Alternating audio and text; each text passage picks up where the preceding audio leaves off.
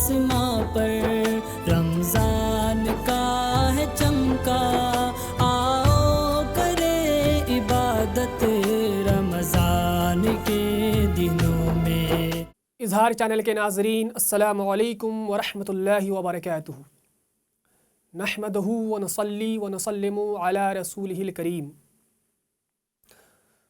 محترم ناظرین کرام، آج 17 رمضان المبارک ہے۔ یہ دن اسلامی تاریخ کے لحاظ سے عظیم الشان اور یادگار دن ہے۔ آج سے 1400 سال قبل سن 3 ہجری 17 رمضان المبارک ہی کا وہ دن تھا جب مقام بدر میں اسلام اور کفر کے درمیان پہلی فیصلہ کن جنگ لڑی گئی، جس میں کفار قریش کے طاقت کا گھمنڈ خاک میں ملنے کے ساتھ اللہ کے نام لیواؤں کو وہ ابدی طاقت اور رشک زمانہ غلبہ نصیب ہوا جس پر آج تک مسلمان فخر کا اظہار کرتے ہیں۔ 13 سال تک کفار مکہ نے محمد رسول اللہ صلی اللہ علیہ وسلم اور آپ کے صحابہ کرام پر ظلم و ستم کے پہاڑ توڑے۔ ان کا خیال تھا کہ یہ چند بے سر و ساما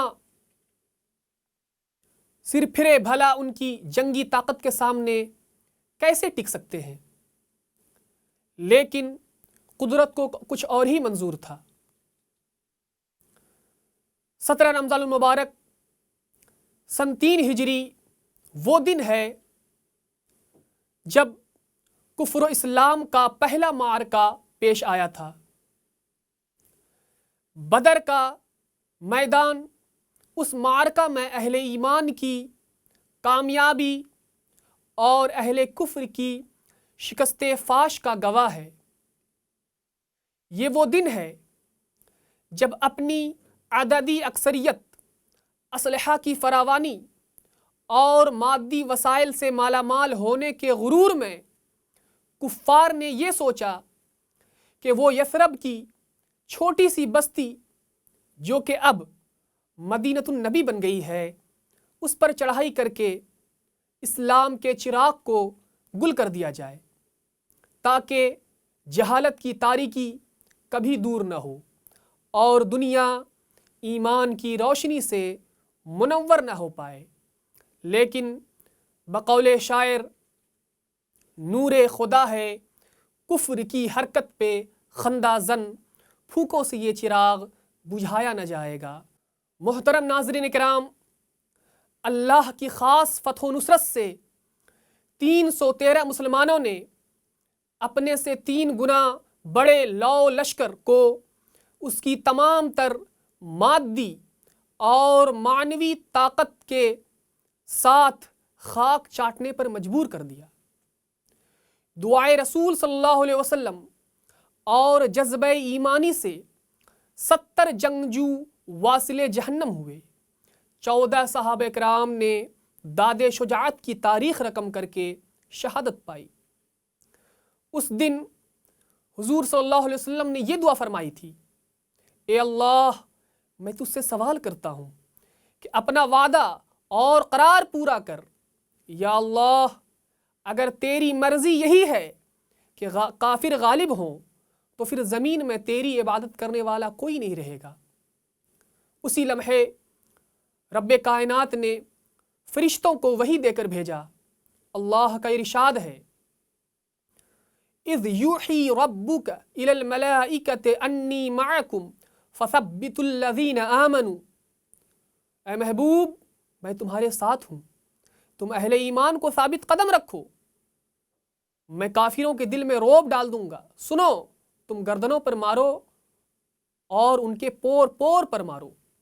مقام بدر میں لڑی جانے والی اس فیصلہ کن جنگ نے یہ ثابت کیا کہ مسلمان نہ صرف ایک قوم ہے بلکہ مضبوط اور طاقتور فوج رکھنے کے ساتھ بہترین نیزہ باز، گھوڑ سوار اور دشمن کے وار کو ناکام کرنے کی صلاحیت رکھتے ہیں۔ امر واقعہ یہ ہے کہ جنگ بدر اسلام کے فلسفے جہاد کا نقطۂ آغاز ہے۔ یہ وہ اولی معرکہ ہے جس میں شہادت کے مرتبے پر فائز ہونے والے جنت میں داخل ہونے میں بھی پہل کرنے والے ہیں۔ قرآن پاک کی کئی آیات اور احادیث مبارکہ غزوہ بدر میں حصہ لینے والوں کی عظمت پر دلالت کرتی ہے۔ ایک آیت میں اللہ تعالیٰ فرماتا ہے انی ممدکم بألف من الملائکۃ مردفین، میں 1000 لگاتار آنے والے فرشتوں کے ساتھ تمہاری مدد کرنے والا ہوں۔ فضائے بدر پیدا کر فرشتے تیری نصرت کو اتر سکتے ہیں گردوں سے قطار اندر قطار اب بھی۔ ناظرین، غزوہ بدر کو 1400 سال گزر چکے ہیں، لیکن اس کی یاد آج کے گئے گزرے مسلمانوں کے ایمان کو بھی تازہ کر دیتی ہے۔ صدیوں بعد آج بھی مقام بدر کفار مکہ کی شکست فاش اور مسلمانوں کی فتح و کامرانی کی گواہی دیتا ہے۔ مقام بدر کے آس پاس رہائش پذیر شہریوں کو اس مقام کی تاریخی اور ثقافتی اہمیت کا ادراک ہے۔ شاعر کہتا ہے فضائے بدر کو ایک آپ بیتی یاد ہے اب تک، یہ وادی نعرے توحید سے آباد ہے اب تک۔ ناظرین کرام، موجودہ دور میں مسلمانوں کی زوال پذیری اور کفار کے غالب آنے کی وجہ یہی ہے کہ آج مسلمانوں نے تمام وسائل موجود ہونے کے باوجود بھی وہ بدر واحد کے جذبے سے عاری ہے۔ ہتھیار ہیں، اوزار ہیں، افواج ہیں، لیکن وہ 313 کا لشکر نہیں ملتا۔ محترم ناظرین کرام، اب تک میں نے جنگ کی منظر کشی آپ کے سامنے پیش کی۔ ناظرین، اب میں آپ حضرات کے سامنے اس پہلی کو ذکر کرنا مناسب سمجھتا ہوں جو دور حاضر کے لیے نہایت ہی اہمیت کا حامل ہے۔ ناظرین کرام، آج یوٹیوب اور سوشل میڈیا کے ذریعہ اسلام کے خلاف زہر افشانی اور جھوٹے پروپگنڈے کو پھیلایا جا رہا ہے، اور اس میں سب سے زیادہ اسلام کے نظریے جہاد کو موضوع سخن بنایا جا رہا ہے، اور عوام الناس کو یہ بتایا جا رہا ہے کہ اسلام صرف مار کاٹ اور مذہب کے نام پر قتل و غارت کا نام ہے، لیکن حقیقت اس کے بالکل برعکس ہے۔ انشاءاللہ اس موضوع پر تفصیلی گفتگو کسی اور ویڈیو میں کروں گا، لیکن آج چونکہ غزوہ بدر کا ذکر کر رہا ہوں تو مناسب سمجھتا ہوں کہ وہ کفار جو مسلمانوں کے ہاتھوں قید کیے گئے، ان کے ساتھ مسلمانوں کا کیا رویہ رہا۔ محترم ناظرین کرام، بدر کے موقع پر قید ہونے والے یہ قیدی صرف ایک قیدی ہی نہیں تھے، بلکہ یہ وہ لوگ تھے جنہوں نے حضور اکرم صلی اللہ علیہ وسلم اور ان کے ساتھیوں کو 13-14 سال کی طویل مدت تک ظلم و تعدی کے تمام سرحدوں کو پار کر کے وطن سے بے وطن کر دیا تھا۔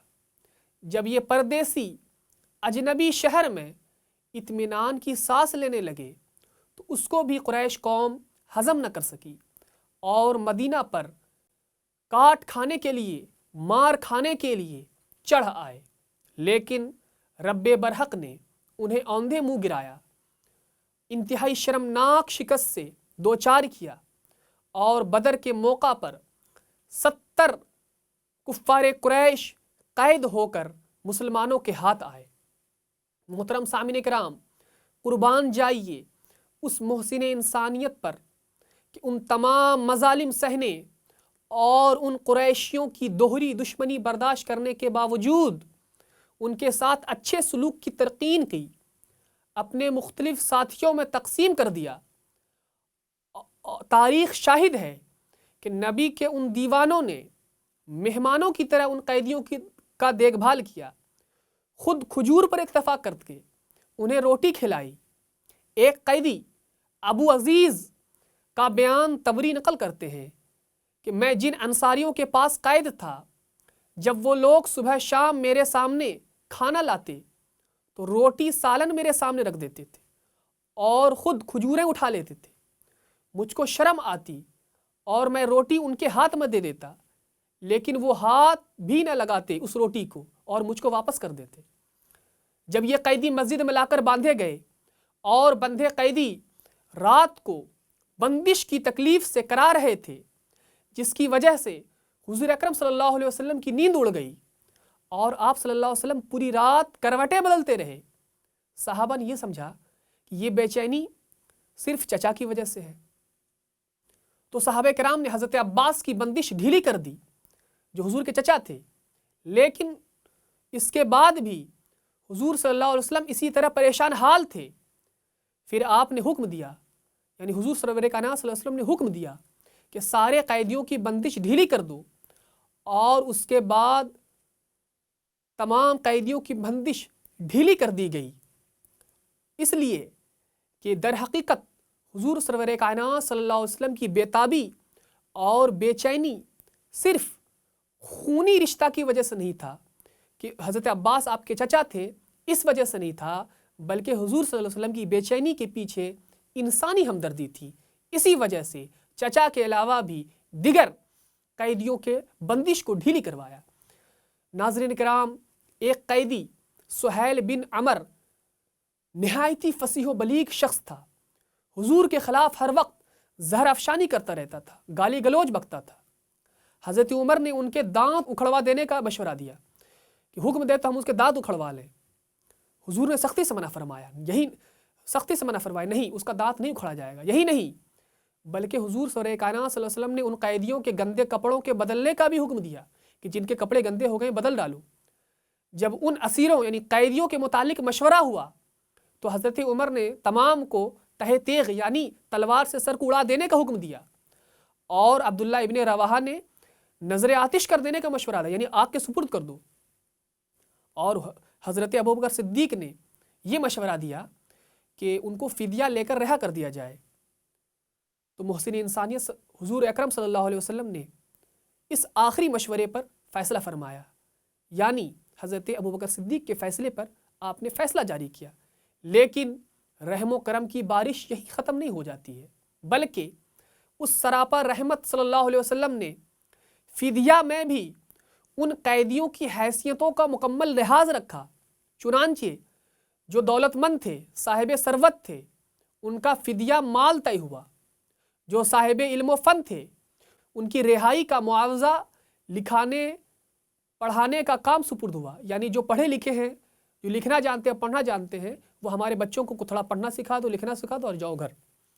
اور جو اس قابل بھی نہ تھے اور بالکل تہی دست یعنی خالی ہاتھ تھے، ان کو عفو و درگزر کا تحفہ دے کر ویسے ہی رہا کر دیا کہ آپ لوگ جائیں، آپ سے کوئی معاوضہ نہیں لیا جائے گا۔ ناظرین کرام، اب آپ تصور کریں اگر مذہب اسلام کافر اور غیر مسلموں کو قتل کرنے کا حامی ہوتا تو کیا ان قیدیوں کے ساتھ داماد جیسا برتاؤ کیا جاتا، اور پھر ان سب کو عزت کے ساتھ رکھا جاتا اور اس کو پھر رہا کر دیا جاتا۔ اگر مسلمان چاہتے تو ان 70 میں سے 70 کو قتل کر دیتے، اور ان کے پاس مارنے کی وجہ بھی تھی، وہ لوگ جنگ لڑنے کے لیے آئے تھے۔ جس طرح میدان جنگ میں 70 مارے گئے، اب میدان جنگ میں اس لیے مارے گئے کہ وہ مسلمانوں سے لڑ رہے تھے، اور ظاہر سی بات ہے کہ اگر آپ کو سامنے سے اگر کسی کو کوئی بھی سامنے سے حملہ کرے گا تو آپ ان کو پکڑو تو نہیں کھلاؤ گے، لہٰذا اپنے دفاع میں، اپنے بچاؤ میں جنگ کرنا یا کسی کی جان لینا دنیا کے ہر قانون میں جائز ہے۔ اس سے ثابت ہوتا ہے کہ اسلامی جنگیں خون خرابے کے مقصد سے نہیں بلکہ امن اور شانتی قائم کرنے کے لیے کی جاتی رہی ہیں۔ اسی وجہ سے حضور اکرم صلی اللہ علیہ وسلم نے 70 قیدیوں کو باعزت رہا کر کے مسلمانوں کی طرف سے امن کا پیغام بھیجا تھا کہ ہم جنگ نہیں چاہتے ہیں۔ محترم سامعین، میں اپنی گفتگو کو یہیں پہ ختم کرتا ہوں اور اللہ تعالیٰ سے دعا کرتا ہوں کہ اللہ تعالیٰ ہمیں حضور سرور کائنات صلی اللہ علیہ وسلم کے اسوہ حسنہ پہ چلنے کی توفیق عطا فرمائے، اور ان کے عفو و درگزر کے اس خوبی پر، اس سیرت پر عمل کرنے کی توفیق عطا فرمائے، اور پوری دنیا میں اسلام کا سچا اور اچھا پیغام عام ہو۔ السلام علیکم ورحمۃ اللہ وبرکاتہ۔